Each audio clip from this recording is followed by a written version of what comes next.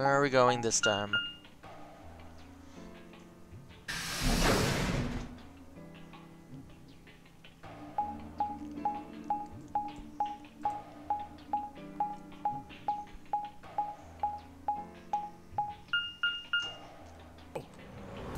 No? I thought I was going to go to the elevator sequence, but no, Tammy already started talking.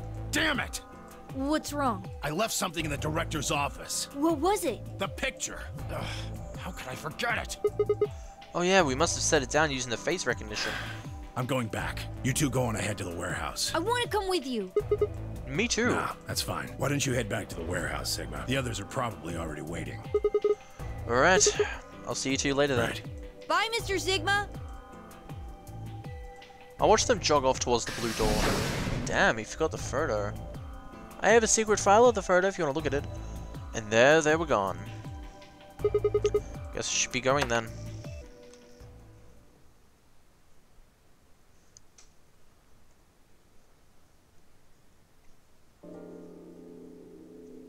I stepped into the warehouse to find all the other teams already there. Kay and Luna, Fi and Clover, and Deer. The moment Deer spotted me, he dashed over to the rightmost AB room and slid his card through the reader.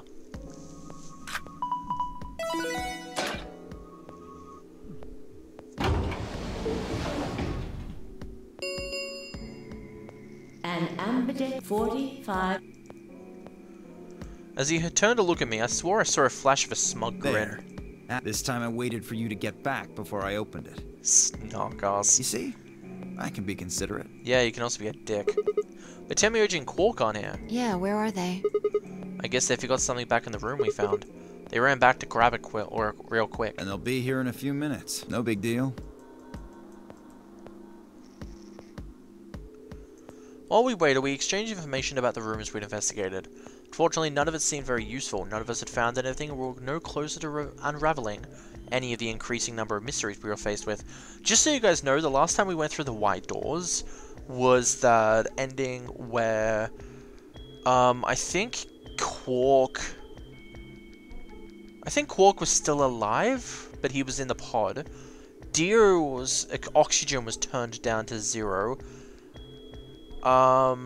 Temioji and Clover had been strapped to the... I think it was the sink in the infirmary? That might be a different ending, but I think it was that ending.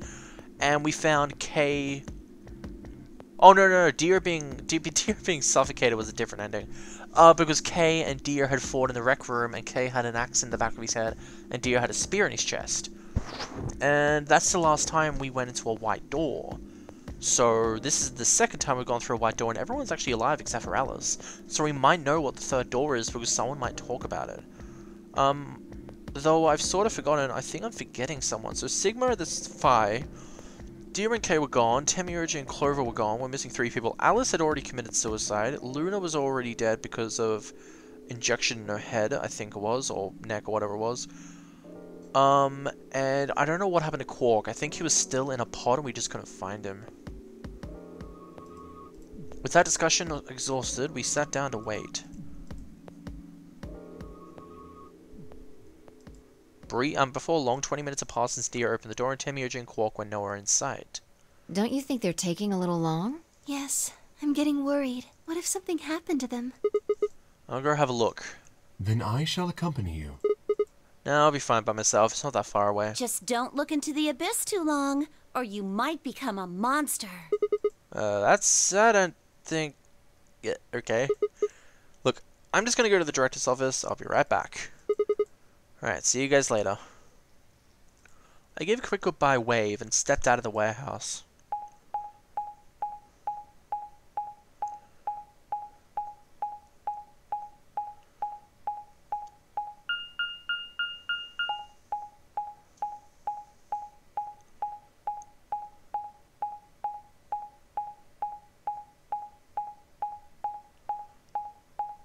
And here we are.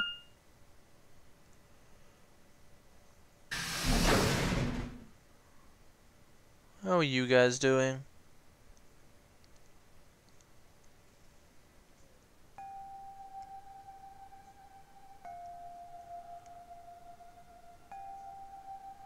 No one's here. Huh? That's odd. The balloons popped even though we never popped it. There's nobody here. The picture's gone though. Temurgy and Quark must have been there. Must have been here then. I laid out the floor B map. Huh? They must have taken the door that faces the warehouse. After that, they probably went through the warehouse and out the blue door to the elevator. That's a much shorter route. On the other hand, I came through the red door, which is kind of the long way around. Huh? Looks like we managed to miss each other perfectly. Huh? Well, this was a huge waste of time. Shoot, might as well head back then. I'd packed up the map where it was headed towards the door when... Huh? There was a light light on where there hadn't been a light before. What the hell? What's that thing on? Why is that thing on? We messed with it earlier, but nothing seemed to work. I felt a sudden wave of inexplicable, nauseating dread. The light stared at me. I swallowed and edged cautiously towards it. The machine was in arm's reach now. I stretched my hand out towards it slowly. Whoa! So, you finally made it. Who are you? No, you're... I am Zero. I was the one who brought you here. Holy... You don't look like anyone here. You undoubtedly have as many questions for me as there are stars in the sky. As you can see, however, this is only a recording.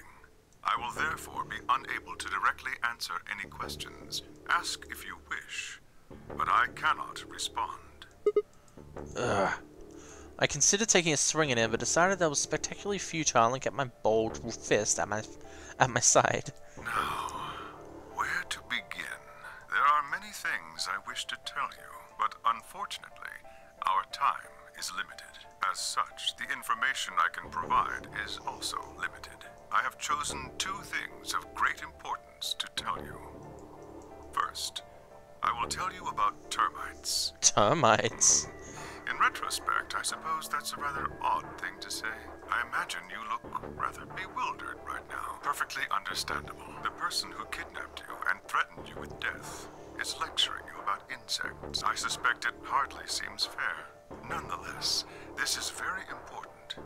In a way, it will determine your fate. So I ask that you listen carefully. Have you ever seen a termite mound? They are splendid structures. Some might even call them works of art. Termites are natural architects, and their mounds are both structurally sound and make excellent use of space. So, are they following some sort of plan as they build? Are there termite blueprints detailing which room goes where? No, of course not. Each termite is simply an oblivious cog in a tremendous machine programmed by millions of years of termite DNA. It is doubtful an individual termite has any idea what its contributions are helping to create. But a human does. We can appreciate the elegant forms of their alien cathedrals. We can see the simple beauty of their perfect functionality. We can understand the splendid planning of their structure. In other words, only an intelligence of a higher order can understand the beauty of what the termite builds. Now, consider humans. Why are we alive? Why do we love and give birth? Why do we create? From where do our cultures spring? There are many theories, but no one knows the truth. We are oblivious cogs in a tremendous machine programmed by millions of years of human DNA. No doubt you see now what this analogy is supposed to illustrate. Yes, I mean to say humans are not different from termites. We trudge through our lives with no greater understanding of our ultimate goal. You might say we don't understand what we're building. Only an intelligence of a higher order than ours can understand what we're doing. Imagine how we might look to such an intelligence. We may be building some structure so perfect and elegant, we can't even perceive it. Whatever it is, we've likely been building it on a dimension just above the ones we know since time immemorial. If we are like the termites, then what we've created is almost certainly something of tremendous beauty. And you are about to catch a glimpse of it. Or have you already? Well, that's enough on that subject, I think. Consider what I've said. Interesting. So we are termites. We bite people and we eat through them. Let's move on to the second we eat wood. topic. No. Oh wait, no. Yeah, that's termites. Termites eat through wood and stuff, and yeah. Now, let's move on to the second subject. It is somewhat more immediately meaningful to your life, and in fact, the lives of several billion other people. I realize this is rather sudden, but I have a password for you. It is the password to disarm the bomb, numbered 1. Oh. Bomb? Are you ready? I will only say this once, so pay close attention. The password to disarm the number 1 bomb is BQZ RGJ DXR. Okay. I had no idea what he was talking about. What bomb? Was he saying there were bombs too? If he'd guessed at my future confusion, he showed no sign of it. That is the last of the information this message was meant to convey. Before I go, however, I have a warning. You cannot tell any of your companions what you heard or saw here. If you do, you will be penalized immediately. I hope we will meet again someday. We would have much to discuss. Wait! God damn, you can't just spout all that crap and disappear. I found myself yelling at empty air. Hologram had disappeared. The ease. I was meant to put the moose up there! I didn't even think of that. Oh my god. What kind of idiot does he take me for? Termites? Other dimensions? How could they have how could that have anything to do with kidnapping us? I kicked at a nearby shelf. 10 minutes. All play if no. Oh crap, I need to go back. Not like there's any point staying here. I spun around and ran out of the room towards the warehouse. Grandpa! Look! Mr. Sigma's back! Took you long enough. Says you. Where are the others? In the AB rooms. They went in already? Why didn't you two? Have you been waiting for me? Yeah! Grandpa said there was something he had to tell you before we voted, no matter what. Nothing that significant. Just wanted to tell you we're going to choose ally this round. That's it. And you two had to tell me that no matter what? Seems kind of pointless. I mean, words are cheap. You can promise whatever you want. True, but we've got something to back it up. Just hear me out. Okay, go ahead. Quark and I both have 8 BP. We're already on the home stretch. So what do we need to get to the magic number? Well, we need you to choose ally. If you do that, it doesn't really matter to us what we pick. You get to 9 whether you get 2 or 3 points. Exactly. That being the case, we don't have any reason to betray you. And if we both choose ally, we both gain points. True, but you must consider that I'll choose betray. That would mean you chose betray to protect But yourselves. that's why we're telling you we won't choose betray. Can I trust you? Of course. Alright, tell me one thing. Let's say we do this and both ally. Everybody gets 2 points. That means you and Quark will have enough to leave, which is great for you. But I'll be stuck with a measly 5. How do I know you aren't just going to open the number 9 door and leave us in the lurch? I can guarantee it. I can give you my word. I will not open the number 9 door, even if I have enough points to do so. I swear it. We aren't going to abandon everybody else just so we can escape. I swear too. I promise. Man, so all you gotta do is promise, huh? When I make a promise, I keep it. Trust me. Please! You've gotta trust us! Alright, fine. I'll trust you. 2 minutes remain until Ambidex game polling closes. We're counting on you, Sigma. You gotta choose ally! You promised!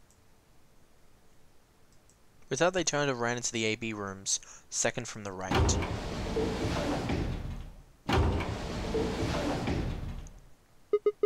Well, I guess I should get moving. We can do this as long as we want now, so that's good. Though we do have to wait 45 minutes for each one.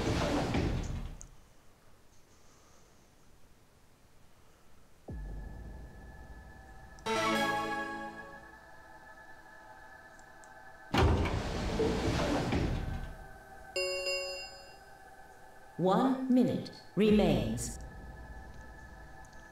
I had a decision to make. Should I trust Quark and Temioji? Well, I could believe them, they were telling the truth. And still betray them. That would bring my BP to 6. I'd be that much closer to 9. And choosing betrayal would guarantee that they wouldn't try and escape without the rest of us. Betrayal seems like the safe bet. But... Please! You've gotta trust us! You've gotta choose ally! You promised! Temioji I could betray easily enough, but Quark? What the hell was I gonna do? 10 seconds. 9, 8, 7, 6, 5, 4, 3, 2, 1. And ally. I'll choose betray later. Round 3. Results. Thank you. Ambidex Game.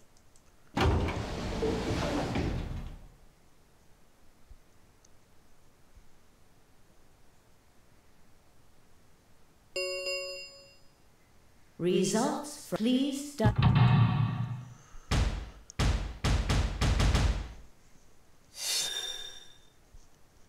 Here we go. Whoa. Oh yeah, dear. Betray ally. Oh! What?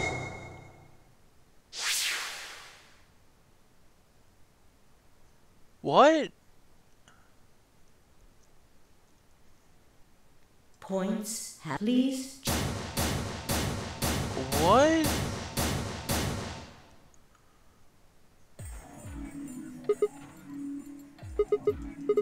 Quark had nothing to do with this. I made the vote. Grandpa. Alright, fine. Why'd you break your promise? I only promised you one thing. We wouldn't open the number 9 door, even if we got 9 points. So you're not gonna leave? Of course we're going to leave. What? Look, see Clover over there? Don't tell me. God damn it. Bloody Clover.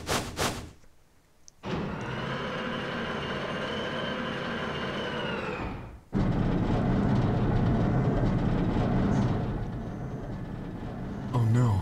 Jeez. That bitch! Wait. Quark and Tenmyoji have...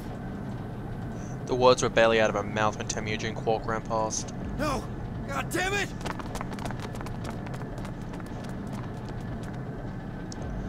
Oh, Clover gonna be with Junpei now. Are you really going to leave? Well, yeah. Why else would I open the door? But why? I'm going to go call the others, so we can capture Zero Senior. Tenmyoji, are you and Quark going too? Yeah. Sorry about that. Sorry, everybody. So Sigma, happy? I kept my promise. Clover opened the door, not me. Like hell I'm happy. That's some shady shit, Temioji. If you say so. God damn it, Junpei, what the hell happened to you? I have to get out of here, and that's that. He's got to pay for what he's done. Junpei grew old, though. I didn't mention that before, but he grew old. He? Zero. You mean you know who Zero Senior is? Yeah. No point keeping it a secret now. I know exactly who Zero Senior is. What? Who is it?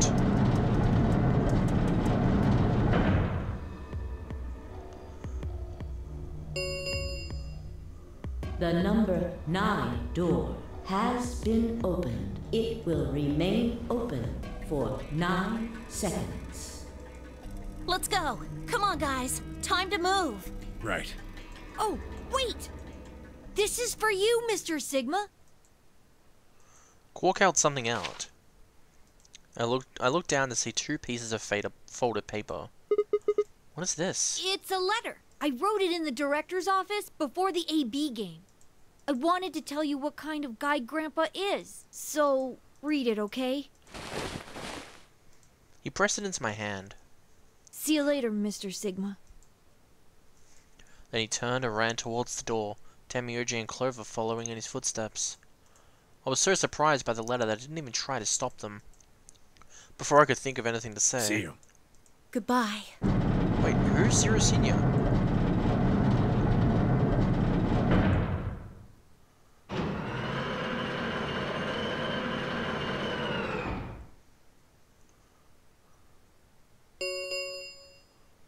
The number 9 door has closed. This ends the Nonary Game. Thank you for your participation. As the game is over, all doors other than the number 9 door have been unlocked. Escape is not possible. Please enjoy your stay.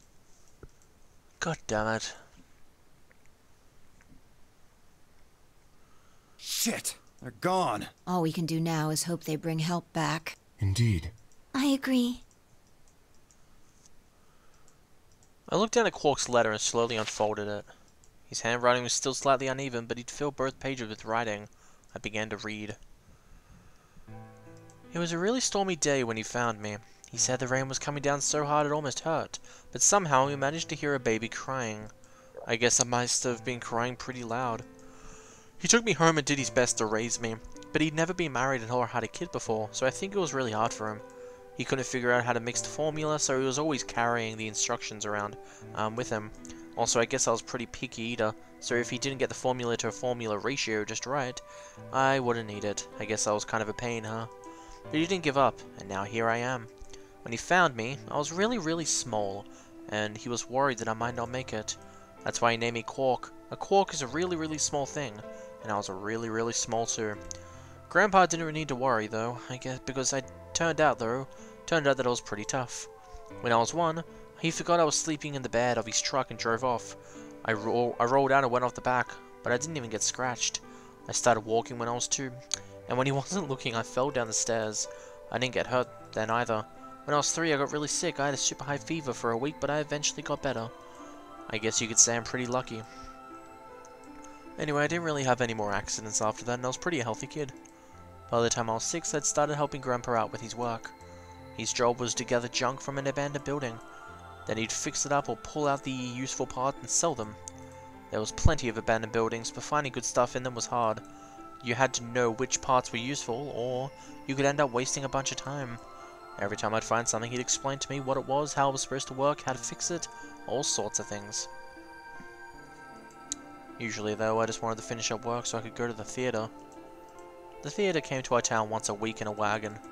They'd show old news or movies. I went every single week, but Grandpa only went once in a while, and he'd only go to weeks when they showed movies. Oh yeah, I didn't know that I'd been adopted until I was 7. One of the other kids on my block told me. I guess after Grandpa found me, he looked all over town to try and find somebody who'd take me.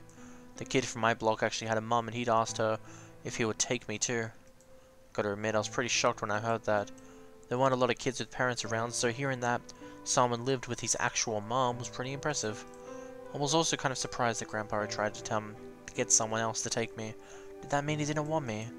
The kid who told me about Grandpa trying to get rid of me was a real jerk. He was totally spoiled, and he bragged to everybody about how he had a mum. He'd like to come up to me while I was working, say stuff like, "Must be hard not having a mum." It never bothered me before, but after I found out that Grandpa had adopted me, I started to think that maybe he didn't really want me. If I could work on my own, then he could get rid of me. I was scared to know the truth, so I never asked him. Then one day, he took me to a bar in our neighborhood. During the day, of course. He went there sometimes to drink scotch, but I'd never gone before. When we got in, he just walked up to the corner with the grumpy look he has, and I thought, oh no, he's gonna make me work here. But I was wrong. I saw him pass something to the bartender, and then he picked me up and sat me down on the stool next to the counter.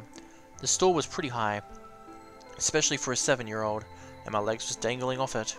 It seemed really high to me, and I was pretty nervous.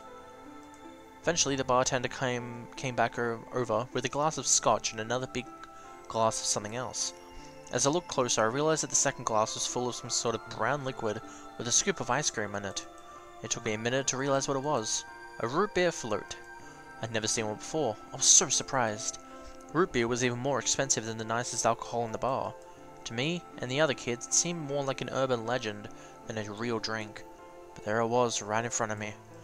I stared at the float. Still wasn't sure if it was real at that point, and then turned to look at Grandpa. He looked back at me. I didn't know what to do, so I turned at the bartender. He'd already turned around and moved off, though, so I figured he must have put the glass down in front of me on purpose.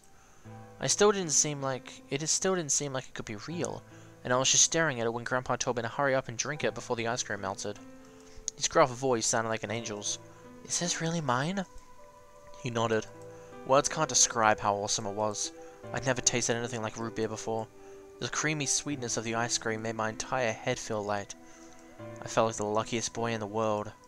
That's not an exaggeration, I really thought that. The root beer float was delicious, but what made me even happier was Grandpa. When I looked over at him, he was smiling. I know that's got to be hard for you to imagine, but he really was. Right then, I didn't care whether he just found me or adopted me or not. He'd brought me a root beer float. That made me way luckier than some kid who had a mother, but had never tasted root beer. Of course, after we left the bar, he was the first kid I bragged to. So Grandpa and I were doing pretty good. Until the fight. I was in a super bad mood that day. I'd torn one of my shoes that morning and some old drunk guy had yelled at me. All the junk I found was totally useless. That day was almost over and I was fed up, so I just grabbed some random trash and took it back to the house. When I showed what I'd found to Grandpa, he frowned. He'd started going through each thing I'd brought back, explaining why they were all useless. I got really mad and just yelled, "I don't care." Then he got mad and I couldn't take it anymore, so I ran. I was pretty upset and I started thinking that maybe Grandpa had only adopted me so he could raise me to work and make money for him. After a while I went and hid in an abandoned building, but by then I'd started to calm down and think that maybe I should go back and apologize. It had started raining pretty hard though, so I decided I should wait for it to stop. But that was just an excuse. The truth was that I was nervous. Part of me knew I'd done something wrong, but it didn't want to admit it. The rain didn't stop though, so I just sat there staring out at the gloomy grey sky. I imagined Grandpa coming to get me. It kept raining all night and he never showed up. I gave up waiting and decided it was time to go home. I was about halfway there when I heard someone groaning. At first I thought I would just ignore it and not get involved, but I went over anyway and it was Grandpa. He was totally soaked and I could tell right away that he'd been there for a very long time. I yelled and he opened his eyes a little bit. He smiled weakly and said he was glad I was safe. He'd spent all night out in the rain looking for me. I felt awful. Grandpa had been out in the rain looking for me so long that he collapsed. I was horrible. He'd heard me crying in the rain, but I hadn't heard him. So I ran to get the doctor. I promised whatever God might be listening that if they would only save Grandpa, I'd never ask for another root beer float ever again. He got a real bad fever and his temperature wouldn't go down for days. The doctor said that if it kept up, he'd die. If he died, then I'd be all alone. There wouldn't be anybody left to care about me. The thought of that horror happening terrified me. Fortunately, I must have passed some of my luck onto Grandpa, because a week later his fever finally broke. I was glad he wasn't going to die, but I was also a little scared. What if he decided he didn't want a stupid kid like me around anymore? My plan was to apologize as soon as he woke up, but when the moment came, my brain just stopped. Grandpa started to talk, and it took me a minute to realize he was apologizing. I didn't know what to think. He explained that he was an old man, and that meant he was probably going to die sooner rather than later. He was strict with me because he wanted to make sure I'd be able to make it on my own after he was gone, but maybe he'd been a little too strict.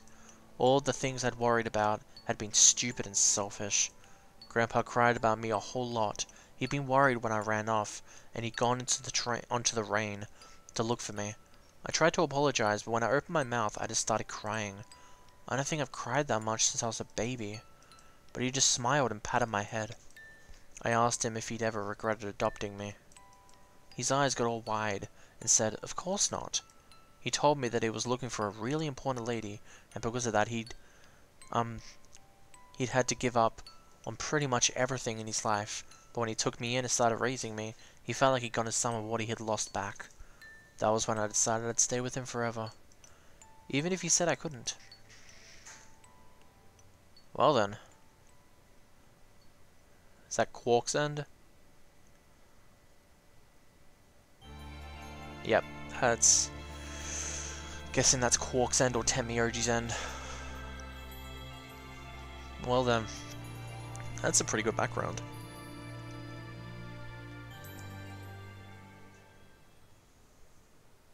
Tenmyoji End. Okay. Well then. Temioji? Well, Junpei. Junpei Temioji, I'm guessing that's his last name then. Whew. There we go. Well, time to go do Betray.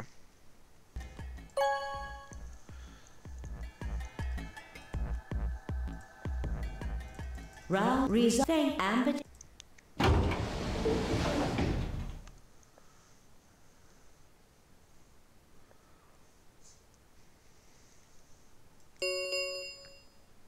results from round 3. Please direct. Let's see what happens. Betray, betray. Betray ally. Betray, betray. Clover's still got 11 though, so that's going to be a little bad.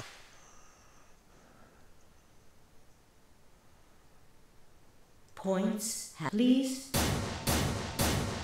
God damn it, Clover. Hey, what's the Quark deal? had nothing to do with it. I entered the vote.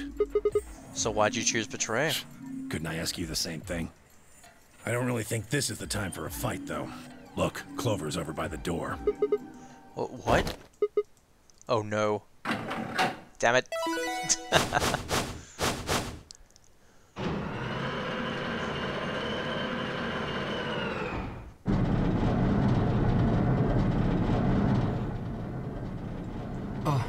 The number 9 door.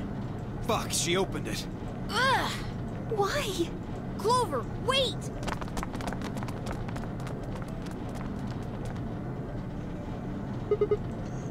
Clover, what the hell do you think you're doing? I'm going to call the others.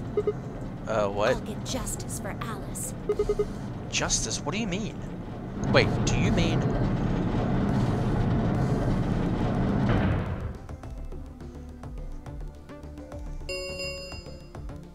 The number 9 door has been opened. It will remain open for 9 seconds. Time for me to go. No! Please, Clover, wait! Like hell, I'm just gonna let you walk out of here. Dio leapt to Clover, his fist raised. Clover easily avoided him and moved towards the door. Goodbye. I caught one last glimpse of her face as she slid through the door. It was a mask of ice.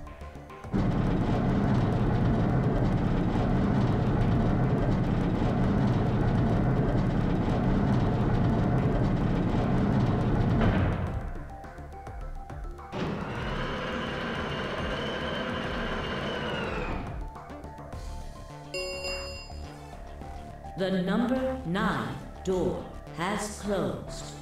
This ends. Thank you. As the escape, please. Game over? Yep. God damn it.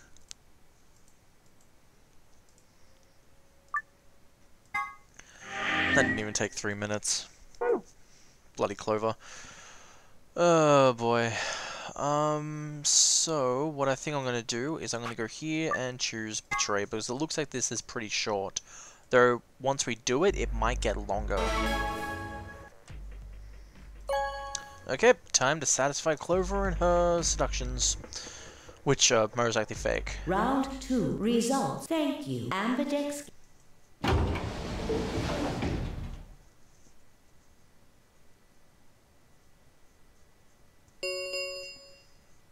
Results, please.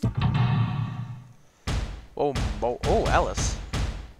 Alice is there this time. What the hell? So Kay lied about her walking off before the door.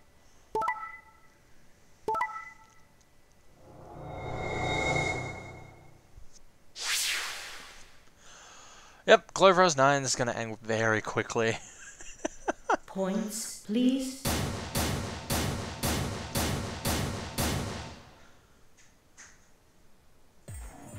So, that's how it is, huh? Promises are made to be broken, I see.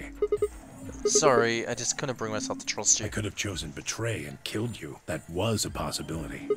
Yeah, after all, you did choose Betray last round. That was a completely different situation. Well, in any event, your idiotic paranoia has given Clover 9 BP. How do you intend to deal with that? Don't worry. She never tried to open the... Really? Then what's that? Look, I believe she's standing in front of the number 9 door right now. What the hell? No way. Another game over, I bet.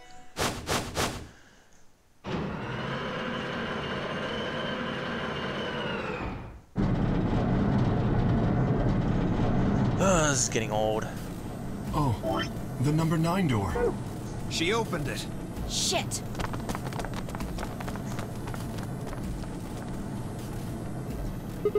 Clover, what the hell are you doing? Sorry, Alice gave me an order though.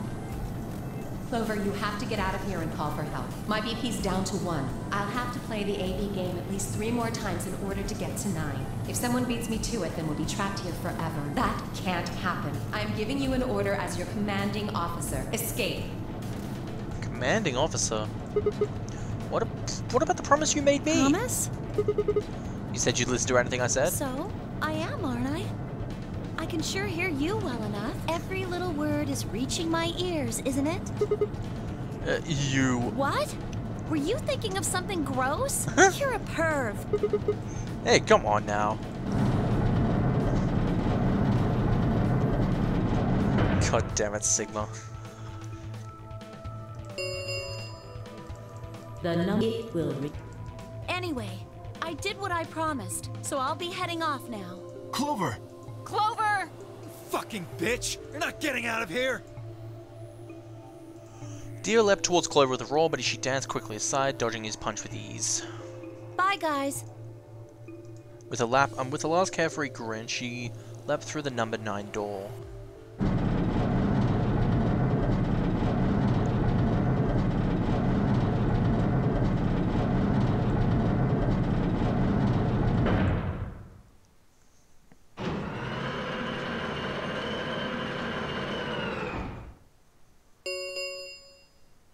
The number 9 door. This ends the Nonary game. Thank you. As the escape, please.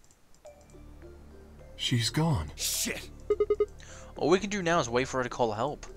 Help, huh? Let's hope there's still someone who can. What's that supposed to mean? Temiyuji said nothing. She just shuffled off through the yellow door and out of the room. A cold silence descended on the rest of us. It was a silence that promised to remain for a very, very long time. And game over.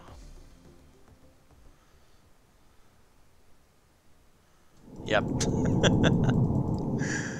Oh boy. How long did that take? Like 5 minutes? Yeah. Just a little below that.